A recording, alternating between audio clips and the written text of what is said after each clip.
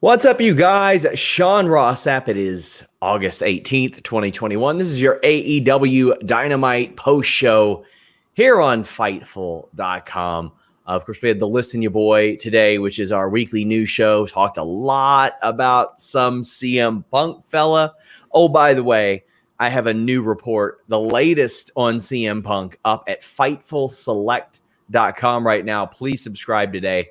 Also, broke news of Impact Wrestling signing a free agent. So that is up on FightfulSelect.com right now. Check it out. But if you're here on YouTube.com/Fightful or probably any of the other streaming platforms we're on right now, leave a thumbs up, subscribe, tap that bell for notifications. And if you want to get your question or statement read on the air, donate a super chat.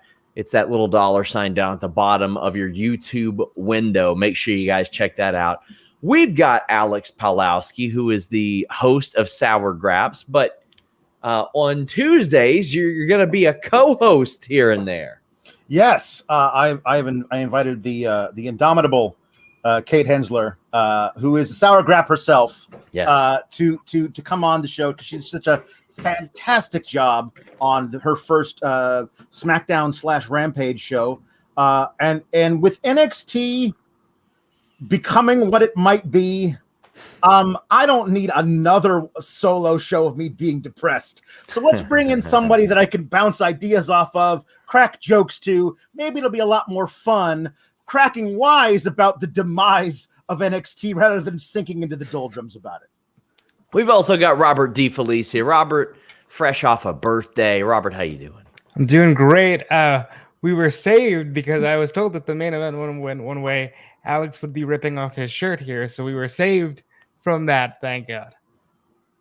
Well, you can also check out Robert on the prediction show that we did yesterday, NXT TakeOver, WWE SummerSlam, in which I almost forgot that Karrion Kross and Samoa Joe was happening, because how could I possibly care anymore? But we've got AEW Dynamite. Guys, get those super chats in. It supports us. It gets us rocking. Jeremiah Lasky says, insert beginning of show pyro here. Oh, we are exploding like a Ric Flair lookalike on a train, my friends. We are ready to go. Look-alike. Sure, Rick. It got me a viral tweet today, so I was pretty thrilled about that. They had a good ad plug for our pals over at Every Plate. But to kick off this show, we went into the Sting Darby Allin match, but that actually wasn't what kicked off the show. Moxley and Kingston are making their way out. And 2.0, the former Everrise, and Daniel Garcia attack Robert. And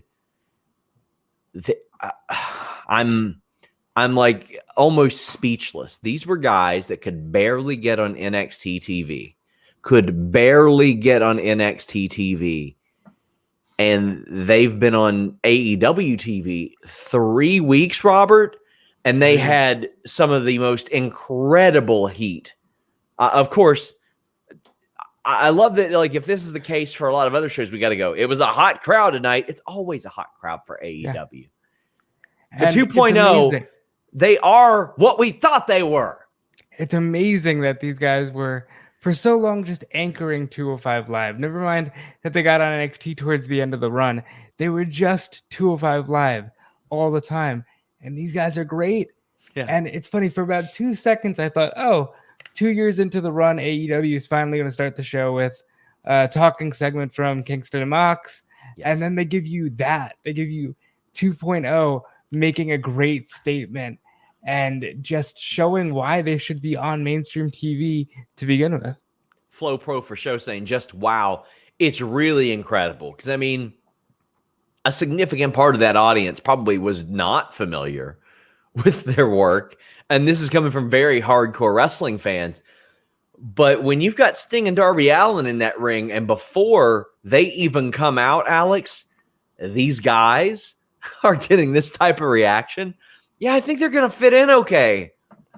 Yeah, they fit in fantastically. I think that Garcia is one of those guys that is only helped by having these two. As, like, I don't know who said it last week on the show, but they are absolutely Simba and Timon and Pumbaa like but evil. And I think that it's perfect. I love it. But I also love that the implication was that this match was supposed to happen later in the night.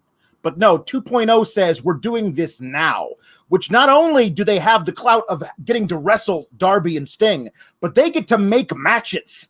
Like they said, okay, no, this is done. You guys want to taste? Let's do this now. And out come Darby and Sting. Like that gives them some kind of like, if these guys are coming out here demanding matches start now, implicitly in your mind, you go, well, these guys are important. And they do their jobs perfectly. They're getting fantastic heat on the mic.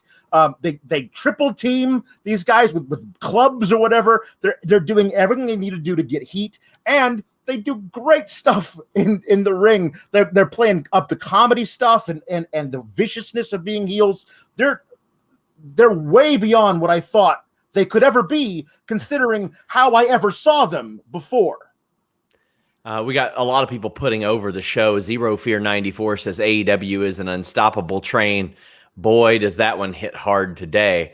Valer Lasagna says this show is almost a 6 out of 5. The first hour was immaculate. Thanks to everyone for all the great content. Well, no, thank you very much. And Ken points to Daniel Garcia will have had AEW matches against Darby, Eddie, Mox, then Mox and Darby individually. How's that for a 3-week push? Oh, yeah, and he was in a segment with a fella by the name of Sting as well. Yeah. I love, Robert, that they treat the independents like what supplied them, like what helped them form this company. It makes me feel really good. Yeah, they're a minor league. It's different from when WWE says the minor leagues is to just relegate them to being not on their level. They are literally supplying the company with talent. Nerd Guru says Sting is 8 years older than Goldberg. Wow, just wow. I got to criticize commentary being like, wow, double Scorpion Deathlock. This has never happened before. And I'm like, man, Natalya is going to burn your house down.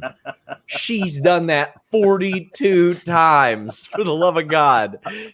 There have been some great ones. There have been some not so great ones. But by God, it's happened. Yeah. I did say so. Somebody said, legally, they are different, as ruled in 1999 WCW. Bret Hart and Sting, officially different. But, this went better than a lot of Sting Scorpion Deathlocks I've seen in my day. I interviewed Bret Hart last year, and I was like, you know what, Bret Hart? There's a lot of people out there that say that you just bury people. Why don't you tell me who does the best sharpshooters? And he looks at me and he goes, I can tell you who does the worst a lot easier. And I said, of course you can, Bret Hart, but please give me some good ones. And he had the nerve to say Sting. And I wasn't going to respect or disrespect Bret Hart, but in my head I went, bullshit, Bret Hart. I love Sting, but I have seen far too many of those Scorpion Deathlocks where he is bent over at a 90-degree angle, clutching somebody's ankle as he stares at the ground. Yeah. This was one of the better ones. This was a lot of fun. This is exactly what you want to kick the show off with, I think. Yeah, I mean, great wrestling. 2.0 looked a lot more threatening than you would ever imagine.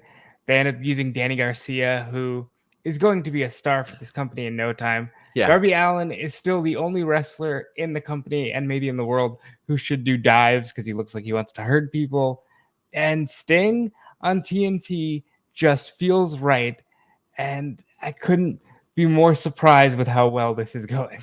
One of the things when it spilled over into like the concourse area ish, that move where it was almost like a start of a flapjack, where they lifted Darby up into like the overhang wall. That was great. I loved Eddie Kingston coming back and saying, "Mr. Garcia, I'd like a word with you in the back." Like he was like, no, no 3-on-2 stuff.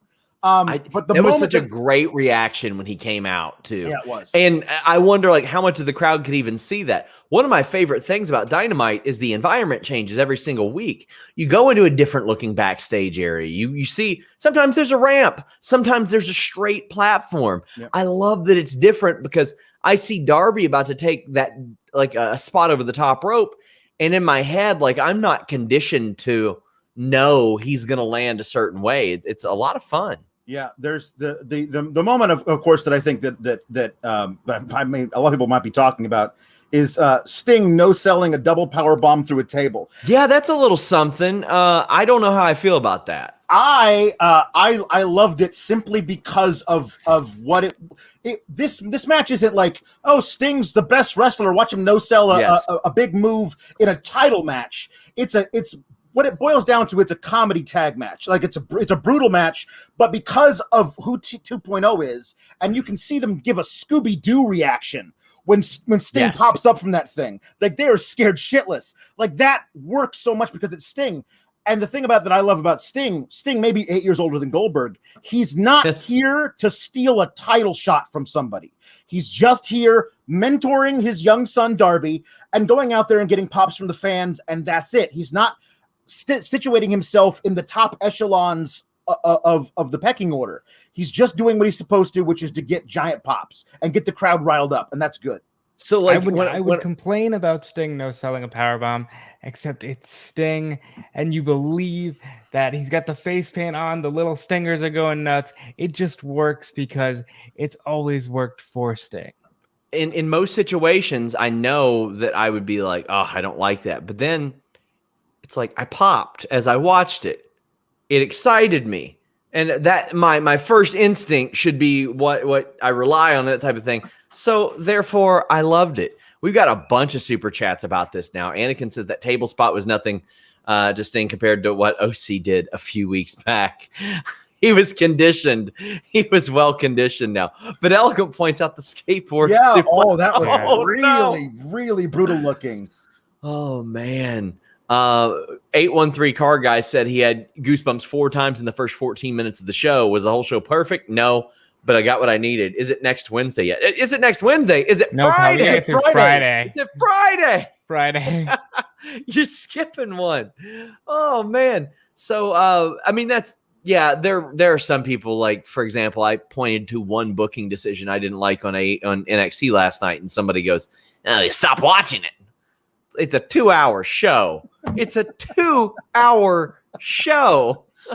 Oh, boy. Oh, my God. They're not all going to be like the snowstorm gunfight scene in the first season of Fargo, my friends. Like, it's not going to be immaculate.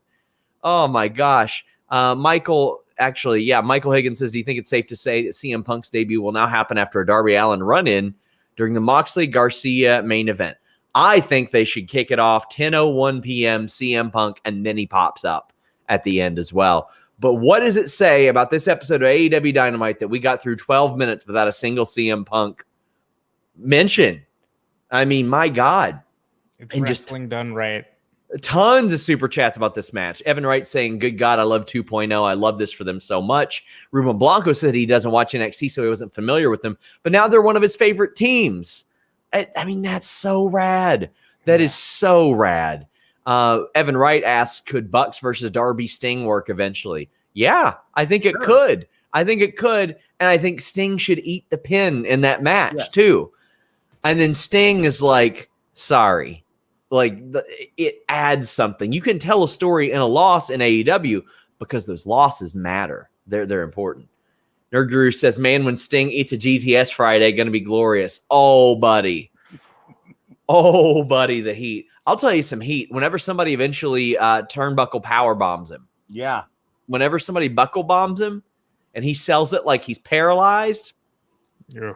Scott K says, outside of spots during Darby matches, I'd love a real story for Sting. I kind of like this. And then if a story comes up, then they'll do it. Eloquent says the Sting effect has done wonders for Darby. It has. It's worked out very, very well for Darby Allin. Nikolai with a monster super chat. Big thank you, Nikolai. Thank you, Nikolai. He says Daniel Garcia and Yuta. I mean, my gosh, he pretty much paid for Kate Hensler the first few weeks. Thank you. Paid for her immediate promotion that she got here. Daniel Garcia and Yuta have been used well.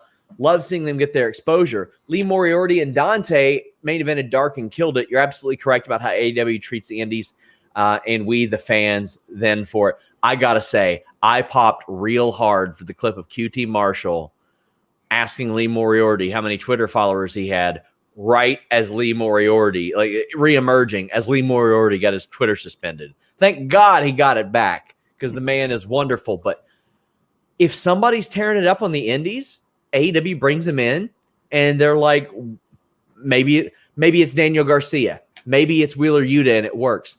Maybe it's Warhorse, and it doesn't quite work. But you know what? They ain't burying the guy on the way out. He had a competitive match.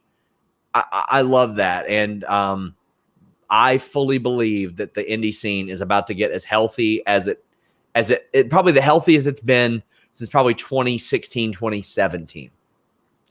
Jeremiah Lasky says today was quite the day for former WCW world champions. I assume in addition to Paul White, you mean Ric Flair. Yeah. Evan Wright says, sorry, guys, pop for the Sting table spot. Man, enjoy what you want. Yeah. Intangible One says, I popped when Sting came out in just his singlet, didn't even enter with his shirt this time. Felt so happy for him. Robert, this gave me like 98, 99 WCW vibes, and I kind of dug that. The man is confident for the first time in a few years. That's great to see. And eventually it's going to lead to at least one match with Darby. And Cody's got to get a singles match in there at some point down the line. So Sting, as long as he stays in this mode, he can have quite a few more good ones.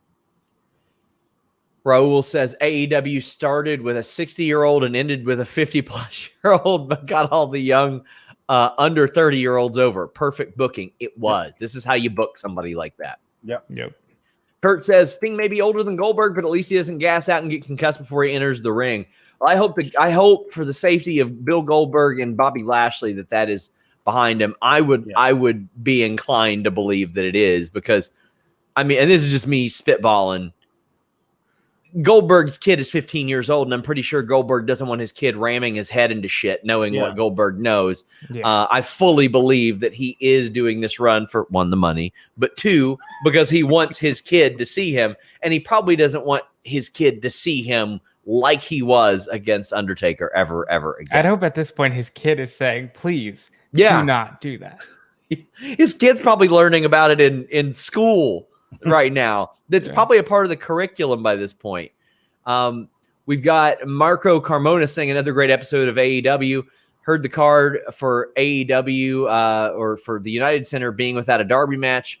Were the rumors of Punk for Friday this wrong, or were they wrong, or am I getting worked? Nope, buddy. Tune in. Tune in's all I got to say. They dropped hints throughout this show too, like QT Marshall saying we are not the kind of company that teases something and doesn't follow through. Yeah. And we got somebody super chatting just saying they wish they had Nikolai's bankroll. But Evan Wright says, what does it say in their faith in Daniel Garcia when he's main eventing a sold-out United Center with Jon Moxley? It has to be a sign, right? Presumably not even under contract, Alex. Yeah. No, it says a lot because he's great. Everybody says he's great. Moxley's going to take great care of him. They immediately have him, like, there's a thing, like they introduced Daniel Garcia and 2.0 to the Dynamite viewing crowd with an immediate match against three of the top guys in the entire company. And Garcia gets to keep having moments and like feuds with two separate giant tag teams within the company. Like, yeah, they've already said, no, we're all in on this kid. And I think if Bryan Danielson were to wind up in AEW as we all expect him to, Daniel Garcia is just the type of kid that he would take under his wing and go, I'm going to make you into the best wrestler in the world. Yep. Jordan says, I popped for the Sting no sell because it's the most superhero he's felt in a while. Also, 2.0 really decided Hakuna Matata meant fight Mox and Eddie. I buy Sting like almost a Superman. And you know why I buy that? Because when I was 4 fucking years old, he was Superman to me. Yep. There's not a large group of wrestling fans that still exist that haven't seen Sting as that before. How old were you when he revealed that he was RoboCop's best friend? Okay. Because that was a pretty amazing moment back then, too. Oh, Jesus. Sawyer says the entrance tunnel had WCW Nitro Steel Archway looks tonight. Yep. Guys, get in your super chats. Leave a thumbs up. I can't tell you how much that helps us. But we had Jon Moxley cutting a promo later, and we got people asking what we think will happen with Jon Moxley at All Out. Well, I think he's facing Ospreay, or I think he's facing Hiroshi Tanahashi. Robert, how about you? I think Tanahashi seems likely. That show, Wrestle Grand Slam, is the 4th. All Out is the 5th. We'll see how that works with time zones, but I think it's Tanahashi. Corey asks if he thinks we get a swerve and get Mox and Punk at All Out. I'd be shocked. The promos would be good, but I think they've done that one and they want to run something fresh before they run that back. Tim says, absolutely loved Mox's massive chip on his shoulder. Boris says, Mox with the dad of newborn grumpy energy. Alex, would that be correct? Yes. Yes, that's true. And Very Andy or Adam says, Garcia's my local champ here in Buffalo. We'll be sad to see him go. He earned it. Love Fightful. You guys are killing it. Well, we love you. We appreciate you very much. And he's definitely going to be missed in that scene. I know he's big. I assume you mean Limitless, but yeah, man, he has been killing it. Mike McVaney says, do you think Rampage would do a better number if they went on before SmackDown, not after? We'll see. It's only the first show, so we got to see how this one plays out. And I still think, personally, they do $1 million for Punk. Yeah, I think so too. That is a good question, though. Would they do better at 7 instead of 10? I'll tell you what, Pacific, that's like 4, though. Yeah. So that'd be tough. Yeah. Raul Ortega says he can't wait to go to his first AEW show Friday. It's legitimately just fun. And that's what Jan Brown says. He says, I imagine this is what the Attitude Era felt like for longer viewing fans, different products, but on par with the excitement of anything can happen, actually listening to the fans. This is a point that I brought up. I've had this conversation with WWE wrestlers. They light the crowd at AEW, and the crowd doesn't try to get themselves over. They want everything that's happening in front of them to succeed. They do a really good job, like showing people of all ages that are there, showing women that are there. Like it is not out, like it's normal to be watching AEW and you see like a couple in the background standing up, drinking their beers, cheering like they want to be there at the show. It's different. Yep. Volub says Tanahashi's going to be in Japan at the MetLife Dome. How's he going to be at All Out? Time zones. Yeah. Time zones. Time zones. Wormhole, obviously. Yeah. Time zones. Amazing. Kyle says, if best in the world is smoke and mirrors for Tanahashi, then Chicago Riots, buddy. That would be promotional malpractice. They can't do that, no. Oscar says, any news on Justin Roberts' absence? Love Dasha, though. Personal thing. He'll be back, but personal thing. Let me just say that I love that even though all signs point to obviously it's CM Punk, he's over here on MMA commentary saying, oh, he looks like he's coming back to wrestling. He's all elite. He's making a return to his wrestling as somebody gets taken down. Jeez. Oh, it's great.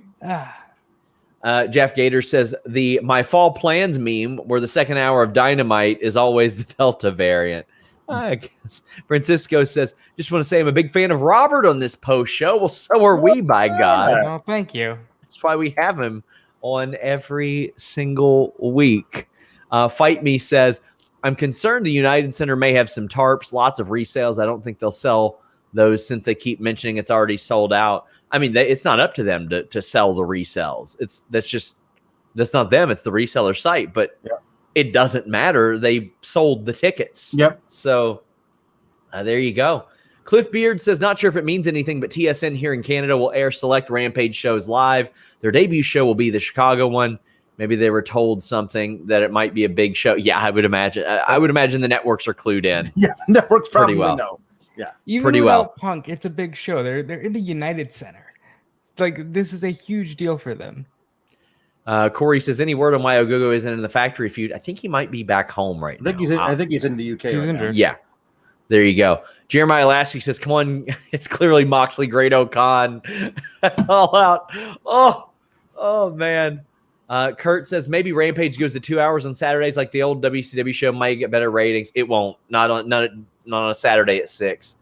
But I would love if AEW like did their pay-per-view time at 7. One, because their shows last 200 hours. Yeah. But they could run their pre-show on TBS at 6:05.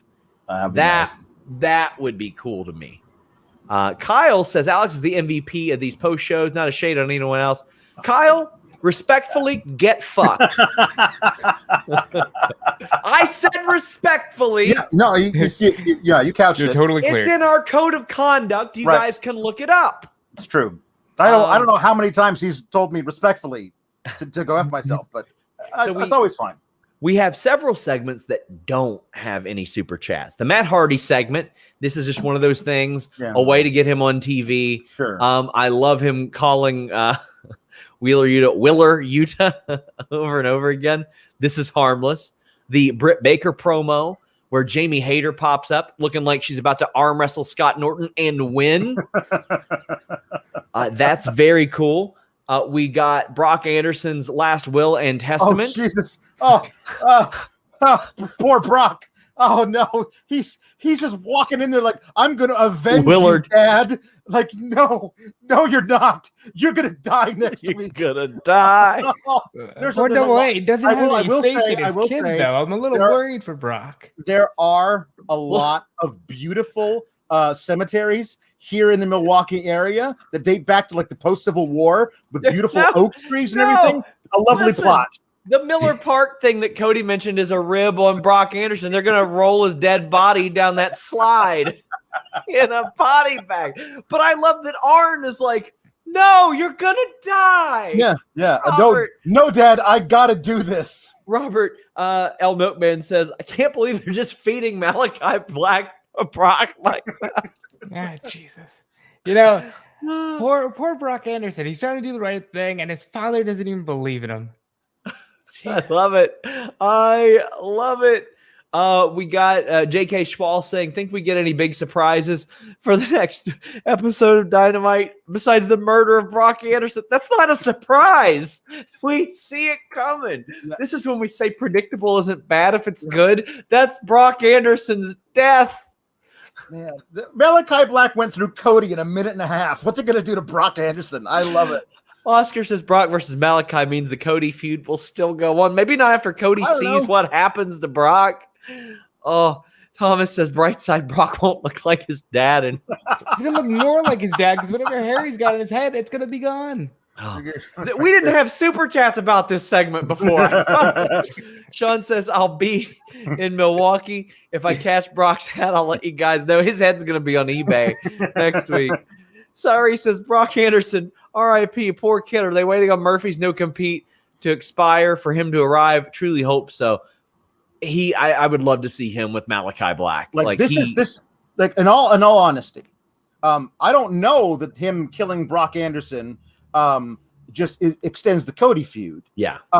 It might be a thing like this. There is a storyline reason for Brock Anderson to be willing to be a sacrifice at the altar of Malakai Black. If they're just keeping Malakai Black busy by killing people, like one-shotting a couple of dudes along the way, when Murphy shows up and takes Black to his absolute limit, then you got something, because Black can't be touched. And all of a sudden a guy shows up who can touch him, who knows all his tricks, then you got a feud. That could be a lot of fun. Sova says, did you see how demented they made Black look in the picture versus those two? Yes, it was great. Jeremiah would sell his home for them as a tag team. Gregorius says WWE would Brock roll up Black for the win. They would. The gimmick that they came out of the same psych ward / prison. Yes. Didn't they shoot the vignette in the same place? Yes. Maybe they're coming together. Mm-hmm. Chris says, I love that Arn was like, you don't know what you're doing. And Francis says, I can't fathom that Brock Anderson and Dominic are almost the same age. If Michael Cole was on commentary, he'd be like, oh, look, they're 24 years old, Pat. What were you doing by then besides being a Pro Bowl punter who had been to the playoffs twice and been drafted in the NFL as a punter? Michael Cole would say that Brock Anderson was 16 years old because they are trying to work Dominic's age, like 3.5 years younger than he actually is. Oh, damn. Brandon says, sometimes the youngins like Brock gotta learn. Oh my God. The one actual prediction I have for this is he is going to kick his head off, but he's going to do it with Cody's boot because he still has it. I like that. Nerd Guru says, remember when WWE Fox thought getting Punk on Backstage was a huge deal? It was, but now if I'm Fox, I'm livid with WWE. Yeah. I think they're frustrated for far other reasons, like the numbers. Yeah, they would be. Yeah, with like that, the numbers. We got some more, I think, for Brock Anderson. My God. Intangible One says, Stand By Me says, want to see a dead body. AEW says, want to see a dead Brock. Yeah, that's good. Zoe says, Malakai is amazing. Let's see. He's killed Fuego, Cody, Arn, and next Arn, JR. Arn Jr. That's great. Mike says, in AEW, even the squash matches have storylines. That's the benefit. Yeah. They make you care a little bit more about it. And then you think, well, maybe this will be the night. Maybe this will be the night. And it just hasn't been the night yet. But one day it will be. Kurt Luttrell said, R.I.P. Brock. We thought Lashley squashed Kofi bad. This needs to write off Brock for a while, I think. Yeah. Aaron says, good idea. Aaron says, pour one out for Brock. Black is going to kill him. Kevin Tram says, I live in Minnesota. I'm sure I can find Brock's head on my front lawn after the match. I won't even be in the state. Yep.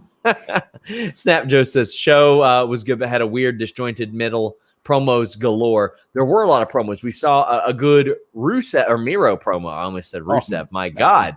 How dare I? Oh, but, oh my God, it's so good. If they won't come for me, I'm going to come for them. Eddie Kingston, the Redeemer, wants to talk. Like when he said that, I'm like, oh, I'm all in. I don't care when this happens. Like that's appointment viewing. Like the Miro talking with Eddie Kingston is everything I've ever wanted from the TV title division. Man, this was good stuff, Robert. Intangible One says, Miro versus Kingston hose me down. Chuck Cassis says Miro's the best thing every week, even when he's not on TV. God bless the Redeemer, praising God during the day, pleasing his wife at night. I mean, that's all the Redeemer is about. And I like that he mentioned Fuego. He said, I will never forgive you because you didn't earn what you got. And I love that detail because they can always run that back. He addressed the very real criticisms that people that tried to tell me that WWE, it's okay that nothing matters on that show because this one thing over here. He addressed that criticism even. Thank you to Aishan for the super chat. Evan said Eddie Kingston, the Redeemer, wants a word. Chills. He is who we thought he was. Yes. They're doing Kiera Hogan and Jade Cargill on Rampage. Kiera has been killing it. She is a TV star. Anybody that saw her on Impact knows she's a TV star. But Boris says putting Jade on the most talked about TV episode and God knows how long is a great move. Put a ton of eyeballs on her and Kiera needs to be signed. Kiera will get signed. Yeah. But there are a whole lot of people who either pretend like the issue with AEW is, where's the airport effect? And you turn around in an airport, you go, who's that? Well, first off, when I'm in an airport, I don't give a fuck who else is in there. I want to get on my flight. But if you see Jade Cargill in one, you're like, who's that? Wow. Looks like a star. I'm glad they're booking this match.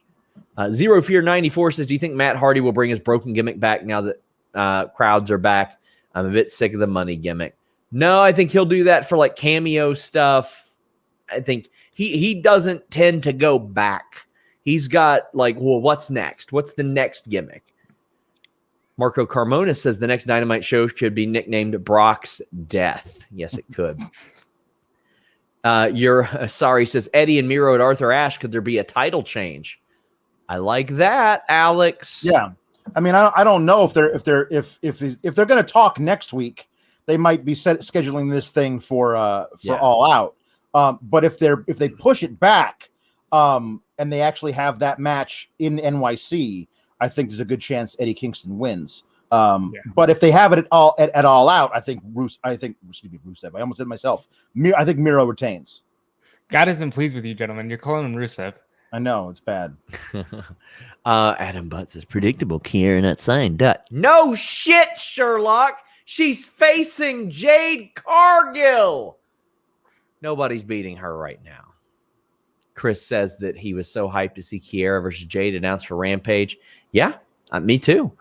We also had Thunder Rosa, Penelope Ford. Ken says, shout out to Penelope Ford wrestling in her street clothes. Guess Rampage will end with Punk I'm going to try to find out what was up with that, the wrestling in the street clothes. This match, you could tell, like, throughout the match, Thunder Rosa was like, gonna have to get a little more snug. Gonna have to get a little more snug. If you don't make it look good, I'm gonna make it look good. Yeah. Because for a while, it wasn't looking good. And Thunder Rosa does what Thunder Rosa does. Either you make it look good or she makes it look good, Alex. I'll tell you what looked good. I love the Penelope Ford keeps going back to that Muda lock, that back bridge. Yes. And at the end, Thunder Rosa is in that. She says, I am screwed in this thing. So what am I going to do? I'm just going to do whatever I can to leverage her over. And then I'm not going to get out of the hold. I'm going to turn it around and she just basically put her in a sleeper while she was still basically in an Indian deathlock. Like, that was an awesome finish. Like, to have it shows you Thunder Rosa is super smart in the ring. Like, this is a dangerous move that I am in. I'm going to get out of it, and I'm going to do something to you. Not my finisher. I'm not going to get out of it, like let you get to the rope so I can so I can wait for you to get up so I can do something. I'm just going to put you out right now because I don't want to be in this match anymore with you. I already got a message from somebody at AEW and people in the chat. I see her luggage was lost. Oh, man. So, I mean, major respect to her for doing that. The Kentucky 210 says the Thunder Rosa pop. Robert, that's a very real thing now. Yes, it is. Impact, NWA, Mission Pro, Indies Anywhere, AEW in whatever state, she's getting a massive pop. People love Thunder Rosa, and with good reason. Everything she does looks believable. I'm ready for them to just announce whenever that rematch with Britt is, because that's the women's title match that could main event a pay-per-view. We had a couple more promos. We had the Pac promo where just simple building. We had the Britt Baker promo that I mentioned earlier with Jamie Hayter. I love that they gave Jamie Hayter mic time. And then the Ricky Starks promo where Will Hobbs, complete with overalls, is beating up Cage briefly. And then when Cage gets the upper hand, Ricky Starks is like, no, and runs away. Taz, of course, taking a great opportunity to reintroduce Hook. Robert, he's never that train's never late. While we're on the subject of such, the infamous Hook, and he's just enjoying it. And by the way, they walk to the back so gingerly with no urgency, even though Ricky Starks just ran for his life. I popped for that just because it doesn't fit, but it moves the needle. They have to end this story soon, though, because it's just kind of dragging. I love that we're in an era of wrestlers' kids. We got Dominic on SmackDown. They're teasing heavily that Gage Goldberg is going to be getting into wrestling at some point. Like, oh, my son, look at my son, I raised his arm, kind of a thing. We got Brock Anderson, all this stuff. I'm pretty sure like Hook could take them all. I'm pretty sure Hook like killed a couple of prison guards in juvie. Like that dude, like the way he just has that dead-eyed stare. And he never got sent to juvie. He just showed up there. He just said, I want to fight the toughest kids in town. I'm a child. He broke into juvie so he could go a few rounds with somebody. Oh, man. Mike Preventure says people love Rosa. The music doesn't hurt. That music is great. Kevin Tram, however, says, I don't know what it is. I think Thunder Rosa is a fantastic performer, but I can't handle her attitude. She seems too cocky. Buddy, she should be cocky. Yeah, that woman got into wrestling fairly late. Her late 20s, was thrown on TV with almost no experience, and then became one of the best talents in the world instead of being like, hey, I'm already on TV. I don't have to get better. Because let's be real, we've seen a lot of that. And not only is she doing that, she's creating opportunities for dozens of other women too, which I greatly respect. Colt says, Baker, Statlander, Thunder, triple threat it all out. Robert, I would love that, but I think they're setting up a murderer's row for Britt. You do not put Baker and Rosa in the same ring until you put them in the ring to have the title match that headlines a card. You know, I think you're right. Kyle says, Tommy Dreamer said that Punk not debuting wouldn't hurt AEW. And as much as I want to believe that, I know I can't. If Punk doesn't show up, Alex will still be the greatest host of this show. No, if Punk doesn't show up after all the hinting they've done, and they have done a lot of hinting. Now, this ain't a Shawn Ross Sapp reported it. And so that I never said what day he was showing up. Yeah. After we reported that, they said, hey, guys, we're going to do the Bulls Arena on a Friday. And we're going to call it the first dance. We're going to call it the first dance. We're going to wear Cookie Monster CM Chick Magnet shirts around. We're going to talk about Darby being the best in the world. We're going to have MJF go out there and cut pipe bomb lines out of promos. Like, come on. Here's what I could see them doing. I could see them starting the night with Cult of Personality. But who comes out? It's MJF to troll the crowd and gloat after tonight. And then later you'll have Punk debut for real. I think that they could do that. I think if they do that, I think Cult of Personality should hit and MJF comes out and then Cult of Personality hits. Yeah, that would be good. And then they're like, oh shit, here we go. Jeremiah says they should give Hug Nathan. Oh my God. I love it. I love it. Oh, we still got some more super chats about Mox and Daniel Garcia. El Jefe says Daniel Garcia is just one of handful of Limitless Wrestling's champions. Our first was, wait for it, MJF. John Alba does a lot of work for Limitless and just puts it over a ton, has put me on to a lot of the people there. Do I think it'll be Punk versus John Moxley? No, I don't. Flow Pro for show says Thunder is one of the reasons people want to work for AEW. Yeah, she has put a lot of people to work for AEW out of Mission Pro as well. Something that I'll always respect. I did not respect that Dan Lambert segment. I mean, the delivery was okay. I think it's cringy. And I had people say, oh, it's supposed to be corny. It's supposed to be a Jim Cornette parody. I just didn't like it. I don't like saying real fighters, fake fighters. While, by the way, having somebody who I know to be the nicest human on earth, Junior Dos Santos, in the ring with Andrei Arlovsky, who was a UFC heavyweight champion about 2 decades ago, but is still fighting in the UFC. This wasn't for me. Of course, Archer came out, but then we get Ethan Page and Scorpio Sky, which I am very happy about because they needed some direction, Alex.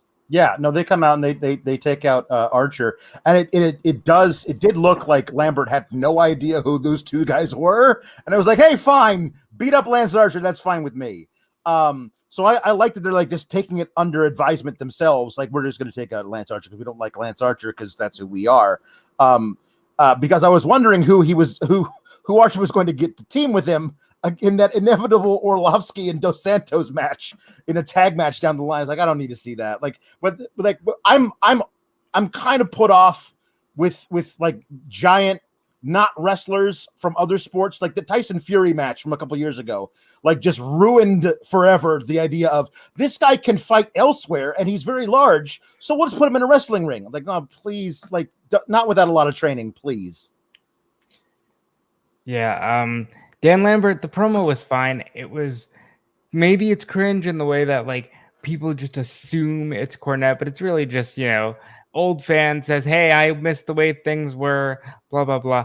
Good payday for Arlovsky and Junior Dos Santos, who just had to stand there. But this went nowhere to where I thought it was going to go. So without Tom Lawler, I'm good with not seeing Dan Lambert in AEW. And I mean, I cover MMA. I know Junior Dos Santos and Andrei Arlovsky are not like big pro wrestling guys. Quite frankly, I've never heard their name in conjunction with pro wrestling. Ever. El Rey Velez says Junior Dos Santos looks like if Randy Orton, Byron Saxton, and Cain Velasquez had a baby. Thick Astley says everyone talks about Page, and Gage in a cage, but give me Matt Lee, Seidel, Matt Hardy, Jackson, and Cardona. I do not know why that super chat was there. Probably the Page reference, but the Page versus Matt, sure. And Matt. Yeah, there you go. Anakin says the only Lambert I care about is Jeremy. Maybe it's because I'm not an MMA guy. Well, I mean, you didn't have to be an MMA guy to get into his stuff in Impact. It was actually very good, but I get it. Evan Wright says Archer going to call Suzuki for backup. I think that would be a great shout, Robert. That would be amazing. If you can get Suzuki in America, you gotta get about as much out of that as you can, and Archer could. Kyle says Danny Garcia slid into my friend's girlfriend's DMs at Fernandes show and has a huge AEW fan. He's having a hard time with his exposure. If it was Alex, though, no issues. Yeah, no, I have not slid into the DMs in a while. Oh my God. Brendan says Tanahashi comes to help Archer before their eventual rematch. No, I think it's going to be a Mox thing for Tanahashi whenever he comes back. Cliff Beard says, kind of want to see Suzuki Goon versus American Top Team play or at All Out, maybe throw in Paige and Sky. You got to have some refined workers if they're going to be on AEW. You got to have a Tom Lawler pop up. Yeah. Dark Prime Toy says, could we see Braun Strowman show up after his 90 days or up to team up with Lance Archer against the MMA guys? Buddy, you want to tell? I can't think of a team I would enjoy more these days than Lance Archer and Braun Strowman, but I want them to hate each other. Not be the, we're like, how they usually do it. No, I want them to hate each other, and the only way they accurately display their hate is by violently murdering other people. Yeah. That's it. Or tearing stuff up. Yeah, sure. DGMC says Dos Santos and Arlovsky versus Archer and Crow Cop. Do it. Unfortunately, Crow Cop can never compete again, which is very, very sad. He had his career ended. Nikolai says Suzuki will be at the New Japan show in Texas. That's a very good point. Nice. But we also had Christian Cage, Don Callis. I loved them playing off the history here, Robert. They talked about how 25 years ago, Don Callis helped break Christian into the business. Christian talks about how Don Callis is a carny piece of shit. It hit all the right spots, in my opinion. Yep, and everybody is getting as much TV time as they can. Good for Callis, good for Christian. I'm sure this means a lot to them. All Out feels like a foregone conclusion now that Christian actually got a win over Kenny. It'll be a great match because the one on Friday was, but it feels like a placeholder until Omega fights somebody else. Alex, any thoughts about this? Well, number one, I enjoy the interplay between Christian and Callis, and I like that it came back into play later with Christian being involved in that particular spot. But I think you and I are of the same mind on this, Shawn. I was totally fine with Cage winning on Friday as long as Andrade won on Sunday and started the immediate descent of Kenny into madness. With Christian winning on Friday and Kenny winning on Saturday, I don't know what the story is. So I'm confused in seeing because Christian getting the match at All Out, I always felt like a placeholder before the real person got the match, and now I'm not really sure what this is. Yeah, and I just don't know. I mean, I'm sure the match will be good. It's just the match on Friday the match on Friday to me was excellent. It just feels like in my head they have done like three things I didn't think that they would do. First off, I didn't think he'd lose to Christian. Didn't think he'd beat Andrade if he lost to Christian. Didn't think that Christian would still get this match. I don't know. Jeremiah says, disappointed Lambert didn't bring American Top Team's own Bobby Lashley. He legitimately is a member of American Top Team.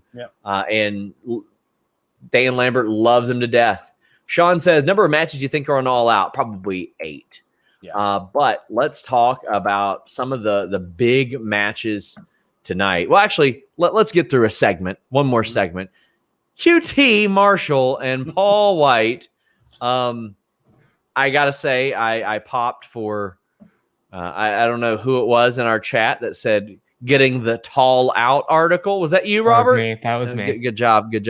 I'm telling you guys, if you go to All Out and you don't chant tall Paul, you are a piece of shit. If you don't do that, if you go to this show and you don't chant tall Paul, do not watch my show again. It was nice to see Paul White going off the cuff. He wears Ralph Lauren underwear.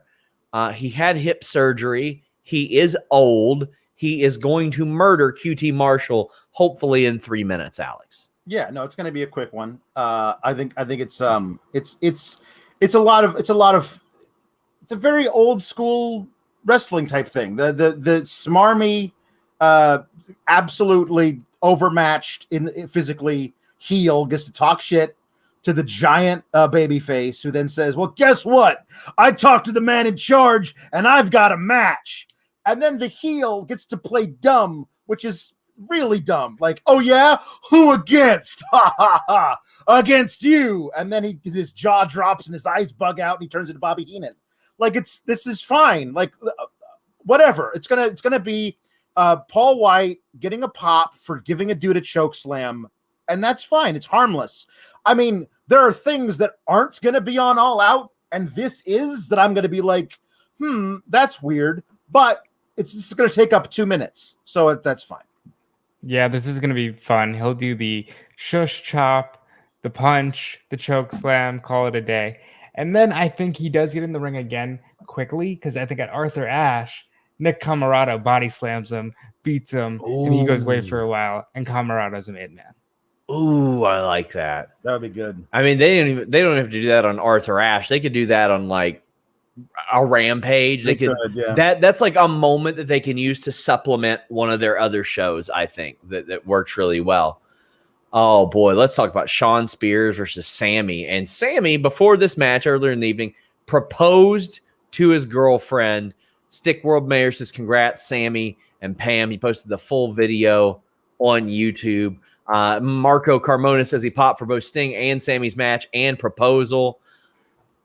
Marco saying Sammy and Pam's proposal match combo with Spears was more amazing than expected.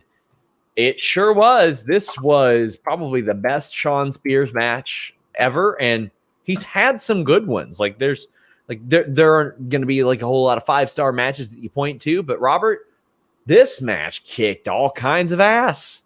Yeah, when Shawn Spears is motivated, you get glimpses of why everybody says he's so good at what he does.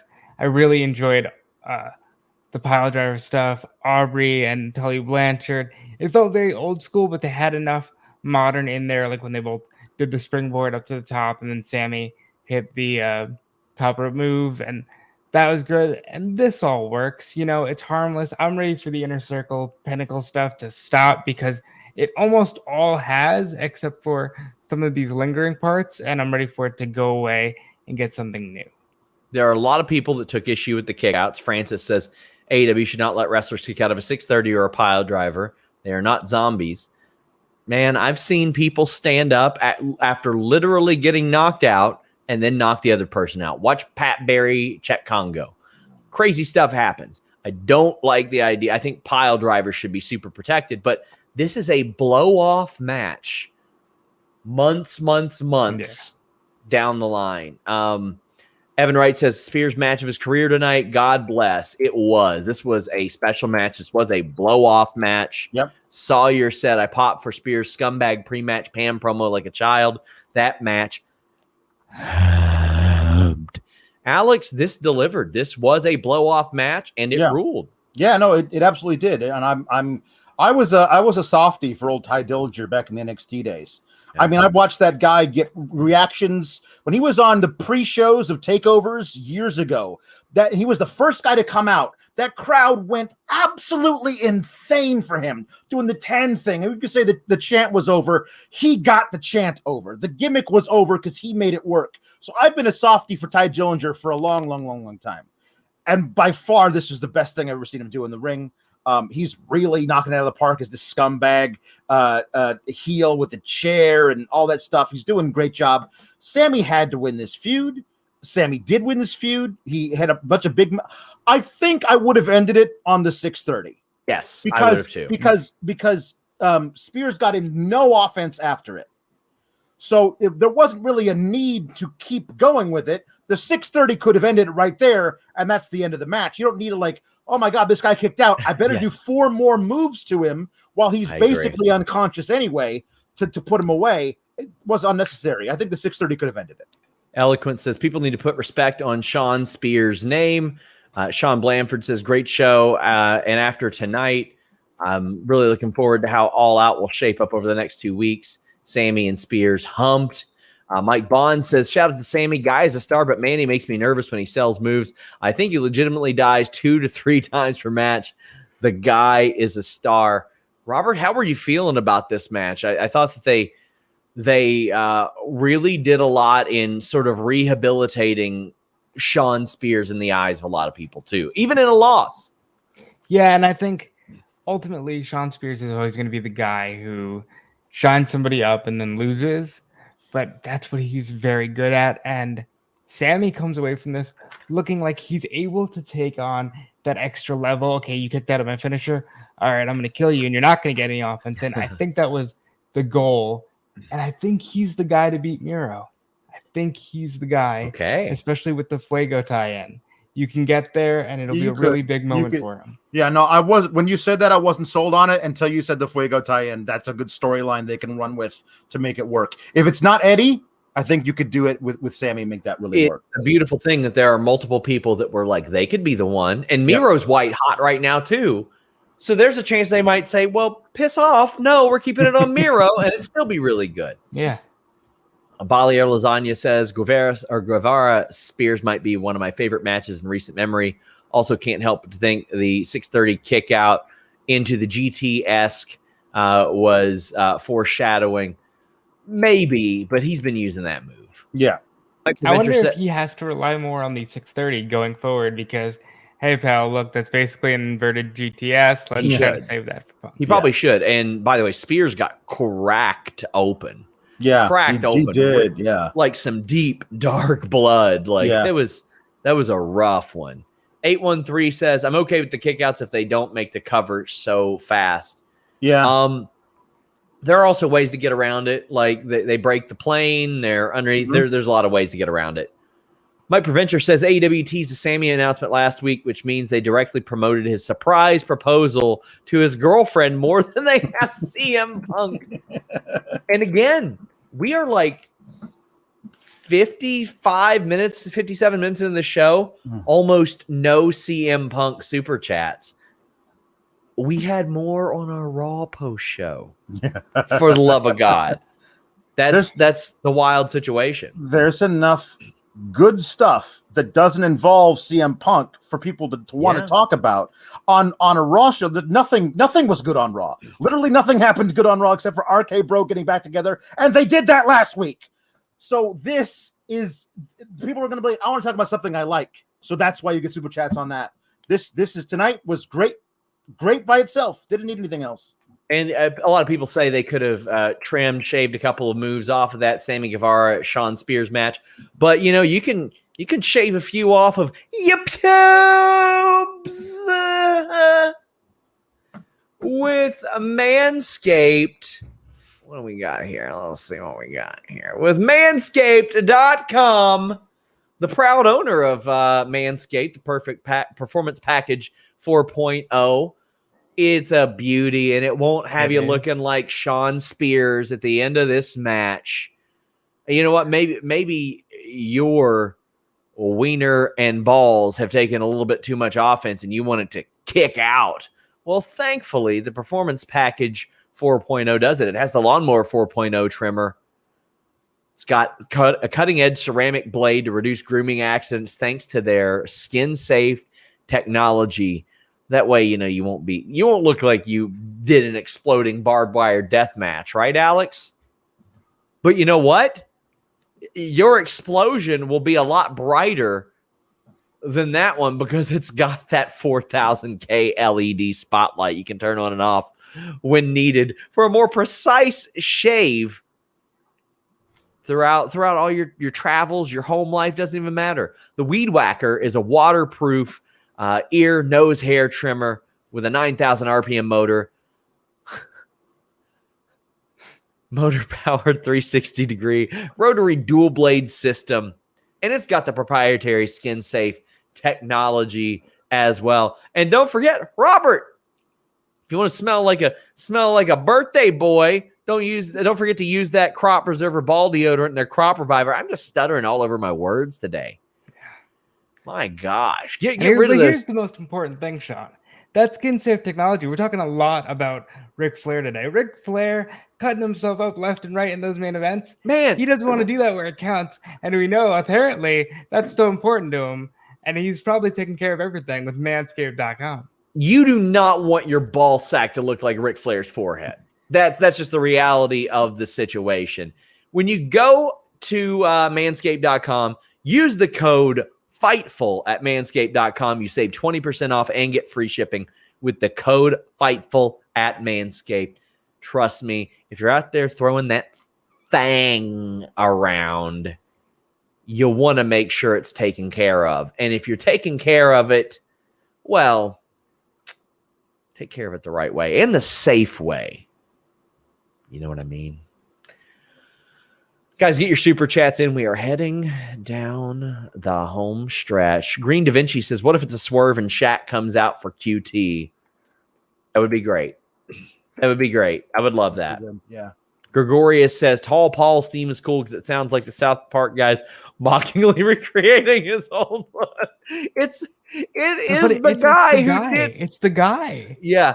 Well, it's not. I don't think it's the original guy. I think it's Is it? I thought it was the 04 guy. It's the 06 guy. So it's the guy that most people now would think it's the same guy from WWE because it's the same guy from Brand New Sin. And it sounds like, hey, can you just kind of do that without actually doing that?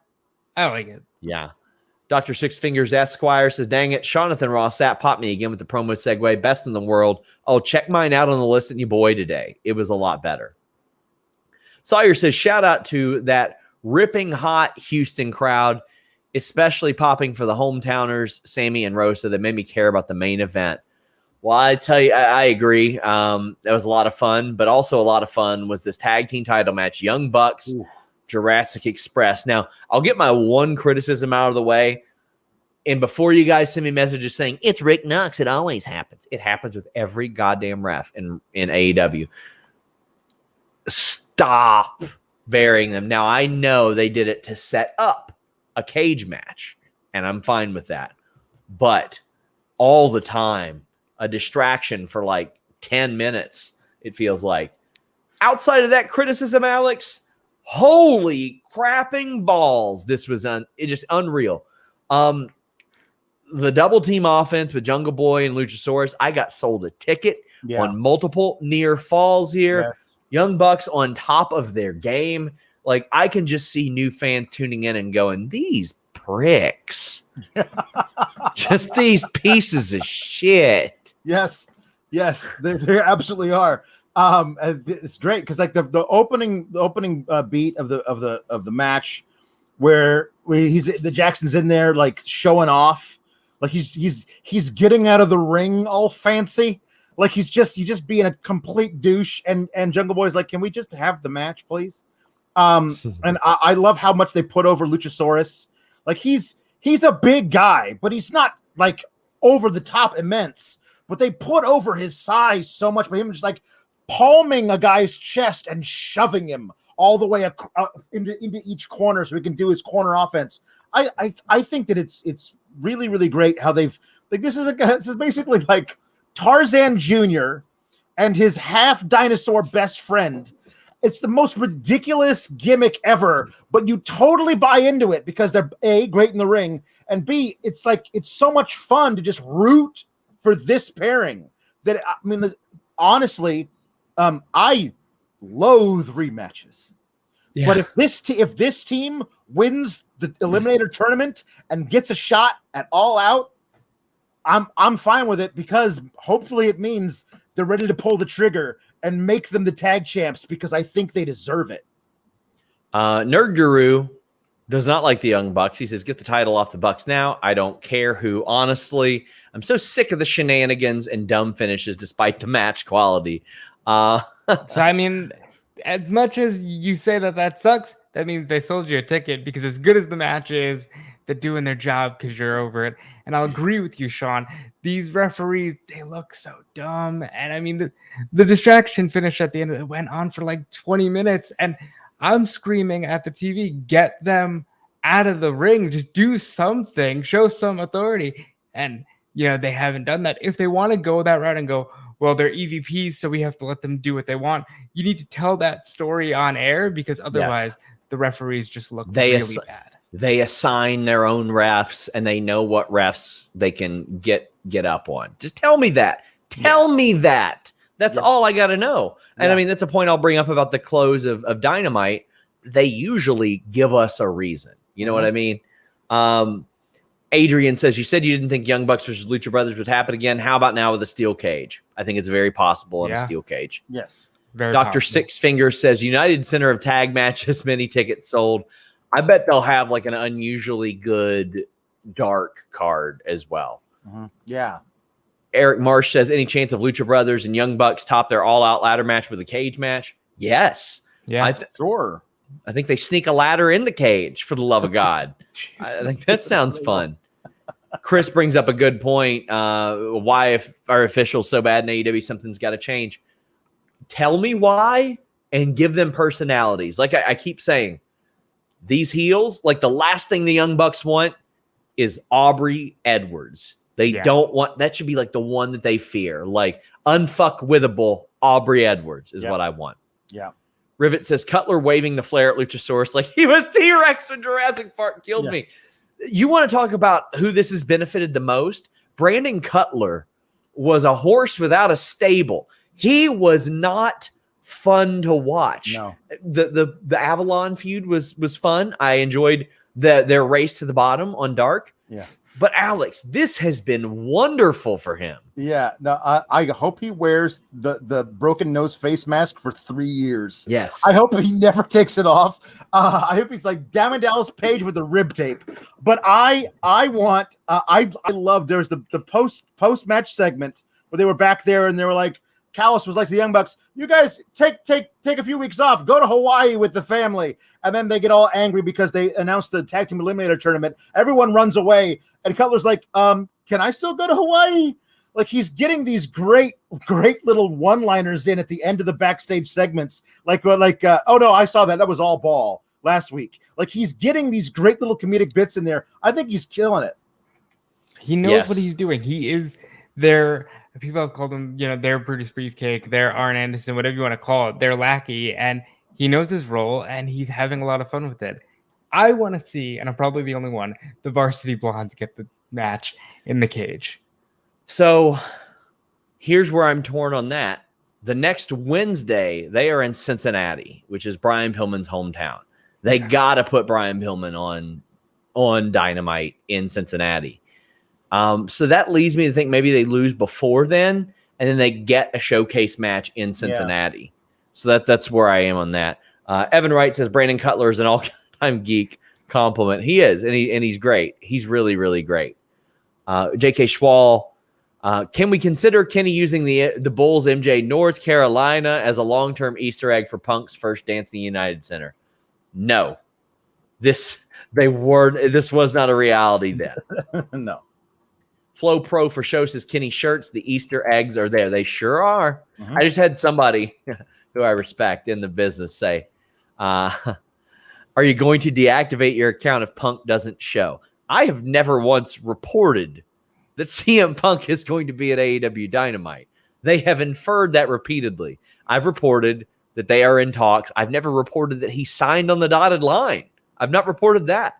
I reported today that there are some people that if they are under the influence that Punk is coming in, by God, he'd better be coming in, or else there's some problems. Josh says, what if they bring in Kyoto? He doesn't BS around. Buddy, go watch the Carmella cash-in. One of my favorite WWE moments What is this? Ever. Is this a briefcase? And there's a contract in here with your name on it. Yes. And you want to, what's the cash it in? I've never heard that term before. What are you talking about? 6.5 minutes of him trying to figure out what a briefcase was. Some people will not realize it because it was during her time in NXT. Carmella is one of the most verbally hilarious in-ring wrestlers there are. And that was our real glimpse at that. Marco says, why isn't Proud and Powerful in the Eliminator Tag Tournament? I'm sure if FTR is back to good health after that accident. Buddy, I'm not sure after the still image that we saw last week, I'm not sure of anything. That was gross. No, not good. Snow Jordan says Callis told Bucks to take a vacation. Good Brothers have a live podcast show on 820. No Elite at Rampage, all focused for Punk. Yes. I mean, I'll be swinging by the Good Brothers show. They're doing it with Mojo, who swears he's going to get me some comp stuff. So hopefully, after that scrum, I can get some free shit. Ian Hunter says, Shawn, did you ever firm up the toy hunt with Ethan Page for Cincy? Really want to see that. I'm working on it. So I'm taking my wife to that show. She has a day job. So it's one of those things where they got to be at the venue pretty early. So I would have to go like noon, 1 p.m. And then like, what am I doing for 6 hours after a figure hunt? So I'll have to see if that's even a possibility. We'll see. The One True Dude says, who do you think you are? I am. Damn it right. Mike Bond says, I know the Elite is too much for some people, but man, am I enjoying their run here. Iconic heel title run, incredible in-ring. Shout out Cutler's Goofy Spray, enjoying the ride while it lasts. So is Ric Flair. Yeah. CM Punk says, or actually, Faustino Vargas, my God, sends a $100 super chat. Wow. Says, how much blowback if Punk doesn't show up on Friday? On my Twitter personally, a lot. No, I saw friends of the show, at least friends of yours, Shawn, former guy on the show, Louis Dangour, and your personal friend Ross Tweddle, some Brits talking about, I would love it just for the chaos. If I would love it just for the chaos. If they didn't show up, what are you talking about? Chicago would burn to the ground. It would be great, Bants, if I didn't show up.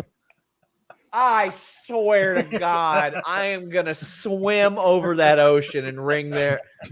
I can't even say that because I'll get kicked off of YouTube now. Could you imagine, mate? No, I couldn't imagine because it's the only thing that people are talking about right now. I mean, they would go from being the most beloved to the most hated promotion very quickly. Yes. So that would be an interesting thing to watch unfold. But I don't think we have to worry about it. Promotional malpractice, Robert, is what that would be. Because I'll tell you what they're not doing. They ain't doing this to rib me. That's for damn sure. Yeah. Could you imagine? Oh, boy.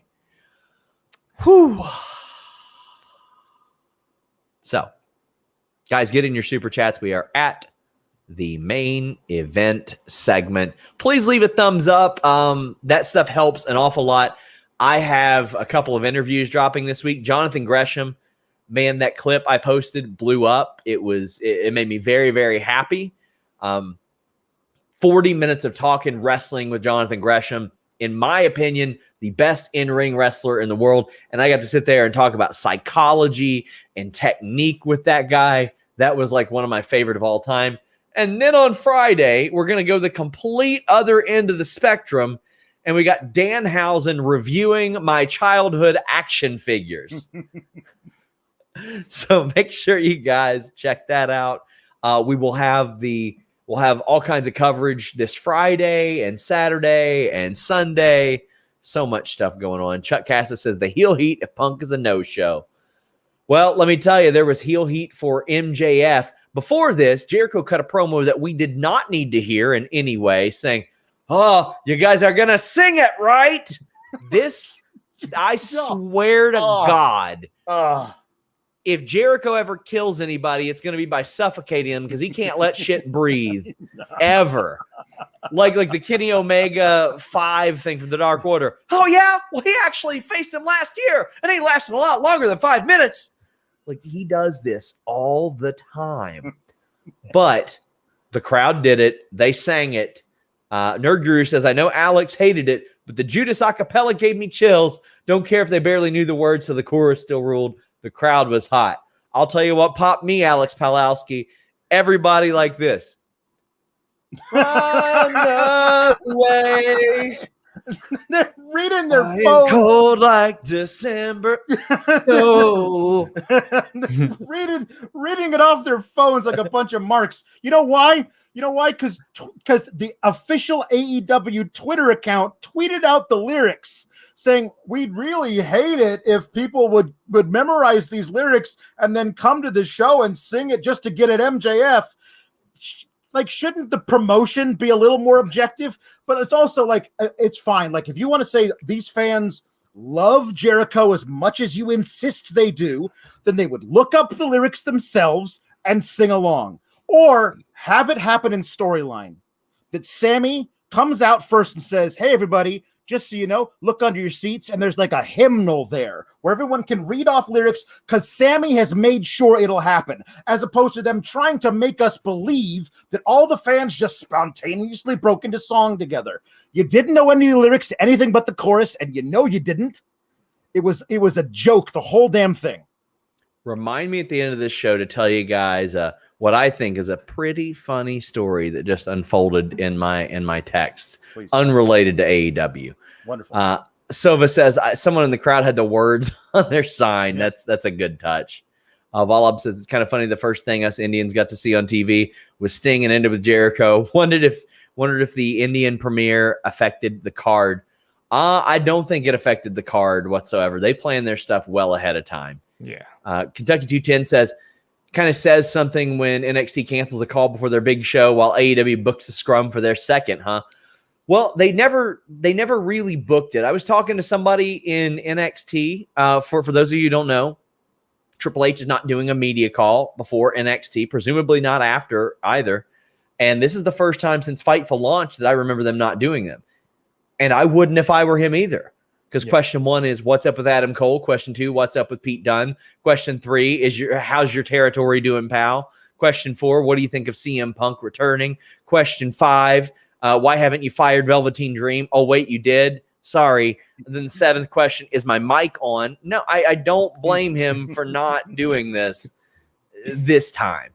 Do I like doing them? Yes. But this time, don't blame him for not doing it. Mike says Carlito was in the crowd and tagged Brian Cage on Twitter and thanked him. That's interesting. That's cool. Intangible One says should have had Sammy on the Tron with his lyrics signs and the lyrics to Judas. That's pretty good. So MJF won, and I did not think this was the course of action. Dare I say, I don't believe it was 6 weeks ago. But Robert, it is 100% the right call. MJF has to win this. Initially, I was like, well, how do you deny him a title shot? Then somebody reminds me, he's got 2 singles matches this year. That's how. But he had to win. This was unlike every other match on the card. This was a slower paced, more methodical, react to spots and the crowd type of thing. How'd you feel about it? Yeah, I don't give a shit if this was the plan 6 hours ago. The important thing is the right thing happened and MJF won, and I wasn't expecting it, so I'm just happy to see it. And I'm glad he didn't fall for the same trick twice, because last time at All Out, Moxley got him on the, haha, I'm going to use the paradigm shift anyway. He didn't fall for that this time. Jericho didn't pull the trigger. I just like seeing MJF work a main event style of professional wrestling. I like seeing Chris Jericho, who seemed more motivated tonight than in some of the other labors. And again, the right guy won. And Jericho, he doesn't have to retire, but he can go to Rampage and just sort of be Rampage announcer guy for a little bit. You know, you got some other guys coming in to take the legend working status. I like this. This was good. My favorite Chris Jericho moment since he's been a babyface was him looking at Dasha with a death glare as she started to introduce him and said, like, don't you interrupt this crowd. They're actually doing the thing I want them to do. This worked out well for everybody involved. And again, MJF wins, and thank God. Ricardo says MJF over Jericho was the right call tonight. Boris says Alex is making lemonade for the main event. Arlo says he drove 3 hours to watch AEW and the crowd was insane. I did not know the lyrics to Judas. Nobody else did either. Yes. Finish has a lot of people, like people who definitely were eager to criticize were. Jericho grabs the bat at the same time MJF is grabbing the ring. Aubrey sees the ring. She's like, no. Jericho hits MJF with the bat, goes to do the Judas effect, and then pauses. Now, if I remember correctly, MJF said, if you use it, I win. Yeah. So it's like, it's beyond it being illegal. MJF beats him. I'm going to wait to see if they explain this further. And I had somebody say, you can't even call something out when it's bad. And I'm like, well, no, there's a bit of a difference, because in this company, usually if something is even on the cusp of bad, they explain something. And then I get to determine, is this bad? Right. But then MJF, clean as a sheet, beyond clean as a sheet, Alex, he got hit with a bat and then beat Chris Jericho. And this is how you build a giant heel. Yeah. Yeah. The psychology of the moment when the cheating happened is so odd to me, because Jericho either paid somebody to hide the bat there for the second week in a row, or did it himself like using his, like, ahead of time, premeditating that I'm going to cheat in this match, which, right, like, Jericho's a scumbag to me and has been the entire time he's been a babyface, but everybody else thinks, we love Jericho. Well, he's premeditating a cheating point. Now so is MJF, but he's supposed to. He's a dirtbag heel who we're supposed to hate. Yes. But Jericho doesn't know in that moment that MJF is also cheating. He's doing it of his own free will, completely absent the same context. He has no idea that MJF is doing it. So it's not like, turnabout's fair play. Jericho was going to cheat to win, but we're supposed to root for that? That's stupid. And then he actually does cheat. He hits him with a bat, which is totally illegal, and he was going to win that way. And if he had won that way, was it satisfying for all of his fans? That's stupid. So I appreciate that MJF won, that he got to use the Judas effect himself, and that he won the smart way, which was putting his finishing maneuver, a Fujiwara armbar, on the guy's bad arm that he months ago made a bad arm. That's the perfect kind of ring psychology for this finish. MJF won, the right guy won. Now I see a lot of people like, but how are they going to put it on All Out? Like, they're not. I thought this match was going to be on All Out, but it's not. So they're doing they're not putting these guys on All Out, and that's fine with me. Because they got shows that they want to stack, and they're building 100 programs at the same time. So you got two or three blow-offs on every show. And that's okay. You can do short-term feuds. Also, I love how, quite frankly, in some other companies, if you've got an entertaining heel, a lot of the fans cheer him because he's one of the only good things on the show. And they're like, oh, thank God. Here, people are like, MJF, you're a piece of shit. Please don't ever not be a piece of shit. Boo. People want to run over MJF with their car. They hate him so much. Charged the ring and said he was going to kill him a few months ago. Doug Kahn says Jericho has a Fozzy tour. This gets him off TV. He does not have Wednesday tour dates. He doesn't have Wednesday tour dates. Sova says Jaden Kiera Hogan having an interesting Twitter interaction. I will check that out. Imagine that, using social media to build a match. Yeah. Jordan says MJF losing to the Judas effect behind the ref's back would have been a great callback to his Mox match. That would have been. And that would have been another excuse that he has, but it's rooted in realism. But still, nobody wants to hear a whiner, Robert. No, and you don't want to see the same guy who's smart in every other aspect of his career fall for the same trick twice. Exactly. Drew Lytle says, is this the end of Jericho MJF? Do you think this opens MJF as the first opponent for Daniel Bryanson? Man. Yes. Biggest heel in wrestling versus the baby face. I think it should. I know there were some other plans a while back, and those were very good sounding plans to me too. But come on, MJF and Daniel Bryan. I'm gonna have to take that one. Gonna have to rock with that one. WWE messed up the only thing people wanted from the Daniel Bryan comeback, which was he beats The Miz. MJF is a lot like The Miz in the way that he's a really cocky son of a bitch. Bryan shutting him down will be very good. And Daniel Bryan, or Bryan Danielson, still the best in the world to a lot of people. So that I'm better than you and you know it, that's a good way to get him there. Yeah.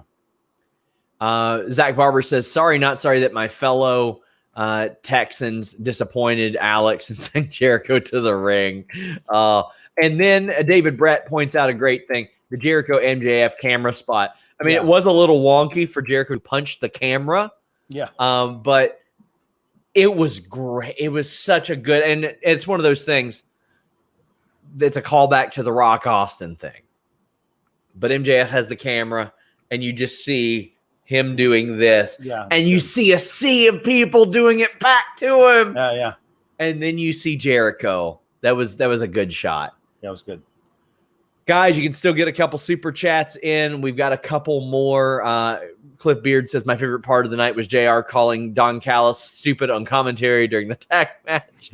I'm here for the Don Callis slander, honestly. And Marco says, not related to the show, but I love Shawn on Straight to Hell. That was a lot of fun, and we did it on Cultaholics channel. I was very flattered that they asked me to come on. So this thing I'm telling you all about, I'm trying to hide identities, but people know I have a pretty good Rolodex of talent, right? Yeah. And somebody, I won't say agent, promoter, wrestler, whatever, says, do you have so-and-so's number? And this was earlier, and I said, yes, on the air. And I sent that person's number. And this person replied, OMG. I thought that was the number to go on the air, so I called it and yelled, hi, am I on the air?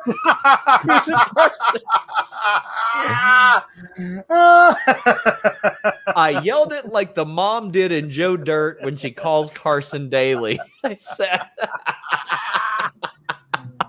oh, fantastic. So, if they were looking to do any deals, don't know if that's going to happen. Well, we'll see. We've got, I hope I'm pronouncing this right, Simranjit Singh saying, big fan of Robert from India. Keep up the great work. Look at Robert breaking us into the Indian.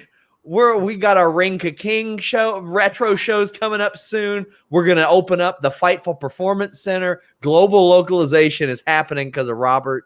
Nerd Guru says, when Malakai Black does a sit-down thing across from CM Punk, I think I would pop the roof off my house. Well, by God. Hope you all pop the roof off a Fightful Heckin' Select. I am flying out to Las Vegas tomorrow night. I'll still be on Fightful. I'm going to try to pop in if I can Friday night, Saturday night. I'll be at SummerSlam. We'll be doing the scrum after AEW. We're not allowed to stream it, but it will be posted eventually. Robert will have coverage of it. I think Gisberto will be on that beat as well. Robert, it's a busy weekend for you, bud. It is a busy weekend. You can check out everything I'm doing on Twitter at DudeFelice, on every platform at DudeFelice. I'm on the Wrestling Wind Down podcast, breaking down SummerSlam. I'm everywhere breaking down SummerSlam, so check out Twitter to see where I'm at. But mostly I'm here covering Rampage, covering SmackDown, covering SummerSlam, and NXT TakeOver. It's going to be a good weekend. Let's have some fun. Alex does Sour Graps. That's on Fightful Select tomorrow at noon, or by the time you all hear this, Thursday at noon Eastern. I'm doing a live Q&A for about a half an hour over there. But Alex, tell the people what you do. You can follow me on the Twitter at Alex Sour Graps. I do twice a week. I do the Sour Graps show talking about Raw and SmackDown. This will be a different weekend because there will be no SmackDown Sour Graps because I am going to be co-hosting with Jeremy Lambert the actual post SmackDown show along with the post Rampage show. So at some point, I'm sure we'll talk about whatever terrible stuff happened on SmackDown for the go home show. But we'll also be talking about whatever might happen, I don't know, on Rampage on Friday. And then I'm going to be on the post SummerSlam show talking about that thing. You're back on full time, Alex. Back on full time, baby. There will be no regular SmackDown Sour Graps. However, the next Sour Graps is the 200th episode of Sour Graps. So I have something special planned for that, which should come out at some point this weekend. Guys, I should have a bunch of WWE interviews, shorter ones next week and each week following that. Every show, it seems like we get over 2,000 live viewers. And by the time we refresh the numbers, it looks like 6,000-7,000 of you guys have tuned in at some point. That means so much because a few months ago it was like 300 or 400. It's unreal the support you guys have shown us, and this stuff means an awful lot. When you guys send super chats, when you subscribe to Fightful Select, it allows us to have Alex on more shows. It allows us to be like, yeah, sure, we'll have Kate on Tuesdays as well. Like we are like the PBS of the wrestling world. We should send people tote bags. Yes. Except we are far less dignified and we talk about wieners a lot more. We do. Thank you all so much for the support. Until next time, we're out.